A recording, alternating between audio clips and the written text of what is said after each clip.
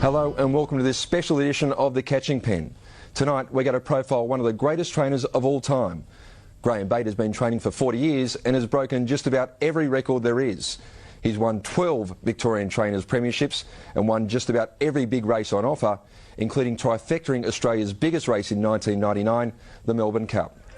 Bate was also recognised for his achievements as an inaugural inductee into the Victorian Greyhound Racing Hall of Fame. An amazing tribute considering he seems to be in the prime of his career.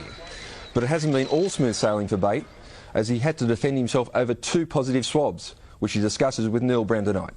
Neil started by asking Greame how he got started in greyhound racing. When I was about, I think I was about 18 or 19, I lived next door to a greyhound trainer, and unfortunately he had a bit of an accident and got rolled upside down in his car and done his neck and his back, and he had a few dogs in work which weren't real good dogs, and so he asked me while he was crook could I basically do them for him, and because he only lived on a house block, he wanted me to walk them, and I started walking them, and I couldn't see much benefit in the walking part of it, so I used to run them, because in my young days I'd done a lot of cross-country running and that, and yeah, believe it or not, I was pretty thin in those days. And weren't we all? Yeah, that's right. And anyway, so I started jogging with them, and the dogs ended up improved terrific and were going real good. So I always thought to myself, you know, that was the way, more the running side of it than the walking side of it. And but back in those days, no one used to ever run dogs or do that with them, and there was all just walking. Yeah. Greame, you always speak very fondly of a greyhound by the name of Ibrox, the 1977 Victorian Greyhound of the Year. I think she was unbeaten interstate and used to fly in a light aircraft. Tell us about Ibrox. Well, Ibrox was a young bitch that used to trial up my track out at Anarchy. When I first got my track, I'd only just opened it, and Eric McKee and Jimmy Werner owned her, and anyway, they were pretty unorthodox in their ways of training themselves, and I couldn't sort of believe they were training her. And when she used to trial at me track, she was an absolute flying machine. Anyway, they raced her at Geelong one night, and she turned her head and fought. And anyway, they brought her out and said, you can have her do what you like with her. And at the time, unfortunately, I didn't get the papers off them. I just sort of didn't think to myself how good she was going to be, and anyway, I went back about 5 weeks later and said to them, that bitch, I'll get the papers off her, and they said, oh well, we'll let you train her for us now, as it turned out. And anyway, well, I gave her a first start and she won, and at Ballarat I think it was, and then the second start, and then I took her to Melbourne and she won, and ended up a superstar. And we took her, I think we did 7 trips to Sydney for 7 wins, but I used to fly her in the back of a light aeroplane. Used to hire an aeroplane, used to cost $900 to fly from Lovely Banks Airport up on the hill up near Anarchy there, and it was a chieftain or a Piper Navajo we used to hire from St Kilda, from over Moorabbin, and they used to fly over and land and pick us up, and we'd put her in the back where the bags had to go, and she'd stand up there and or lay down once we got in the air, and so there used to be about 8 or 9 of us go, so it really only worked out about $100 a head, so it wasn't really hard to fill the plane to go to Sydney for the night, and it was terrific. We'd done 7 trips to Sydney for 7 wins in the plane, and we'd done 2 trips to Adelaide, and she won both of them as well, which was the West End Cup over there, and she was a superstar. She was. The Greyhound of the Year award was done on points, and it was an amazing story, and got a lot of press. She had to actually win on the...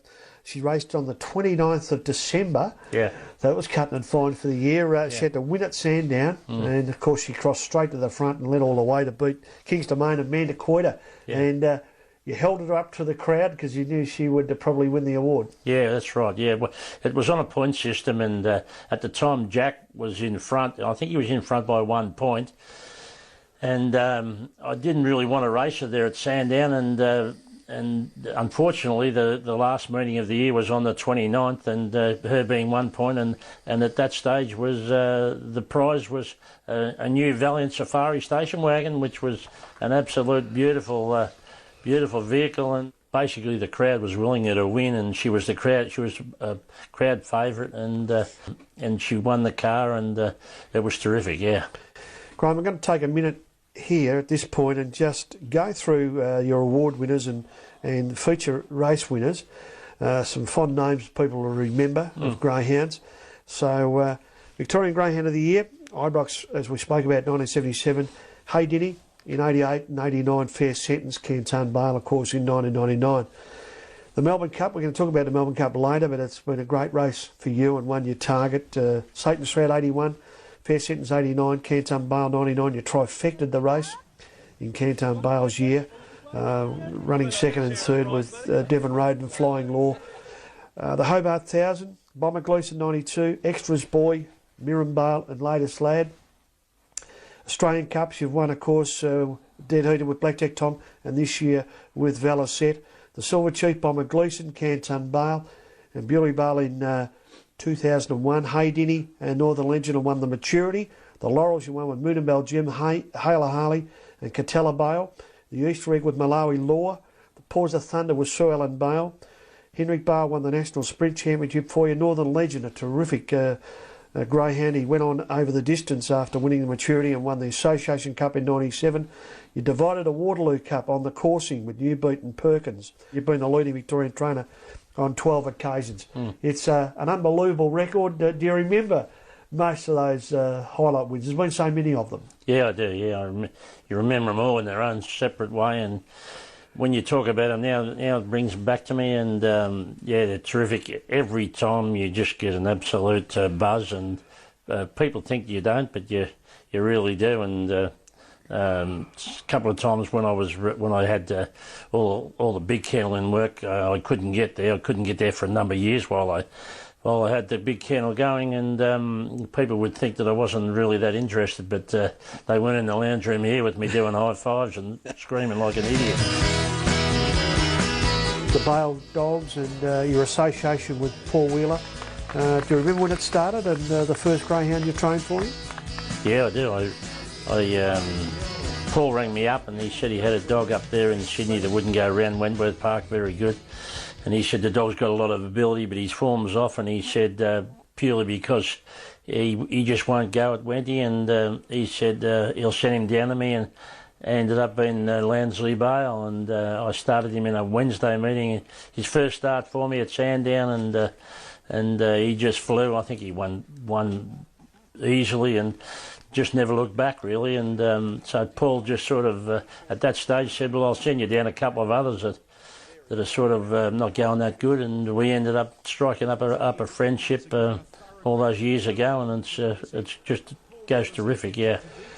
So it has been very important to your operation, the Bale line and the consistent greyhounds coming through from the wonderful Wheeler breed has been of vital importance to your operation. Yeah, well, we're both important to each other. I'm important to him as in a prize money issue to keep his business going, and he's important to me as in to keep me going with good dogs. And also, you couldn't train for a better bloke. You never hear from him.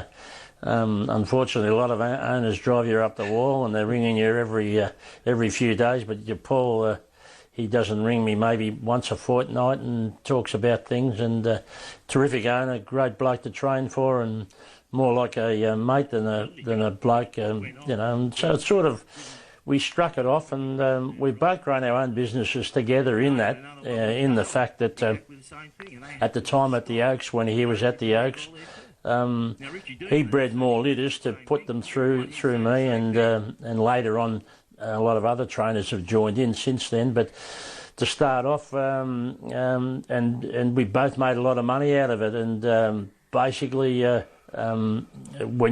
When you're sort of building your business like that, it's the only way you can have it, and so that's basically the way we've sort of worked with each other since.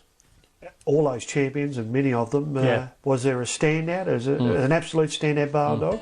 Well, probably I'd have to say Canton Bale was a standout, because he used to do things for me that when I thought he was gone, you know, and just couldn't win, he would just find a way through. And he just used to, he's one of the only dogs that could change course during a race without losing any speed. And Canton Vale exploded about 6 lengths out in front of Devon Road. Flying Law, then Faith Org into the straight though. Put your hands together, ladies and gentlemen. A super spreader, Canton Vale, wins the cup by 4 lengths. He just used to use his brain all the time, and unfortunately a lot of dogs might have ability and might have speed and everything, but they haven't got the brain to go with it, and he had the brain that could do extraordinary things, and that's why they stand out. Yeah. He had career suffering, in career suffering injuries that he had to come back from and run through adversity.